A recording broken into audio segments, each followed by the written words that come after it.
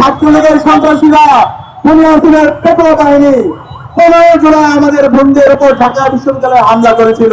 এই খুনি হাসিনা বাংলাদেশ থেকে দিল্লিতে পালিয়েছিল।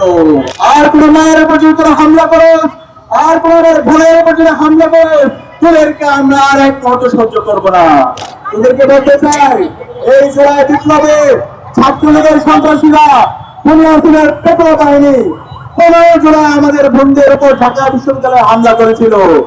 এরপরে যে গণবিপ্লব শুরু হয়েছিল, সেই বিপ্লবের মাধ্যমে এই খুনি হাসিনা বাংলাদেশ থেকে দিল্লিতে পালিয়েছিল। সাবধান করছি, আর কোন মায়ের উপর যদি তোরা হামলা করো, আর কোন বোনের উপর যদি হামলা করো, তোদেরকে আমরা আর এক মুহূর্ত সহ্য করবো না। সুতরাং সাবধান করছি, জনাব তারেক রহমান, আপনি মজলুম ছিলেন, আপনি জালেম হয়ে উঠবেন না, ছাড় দেব না।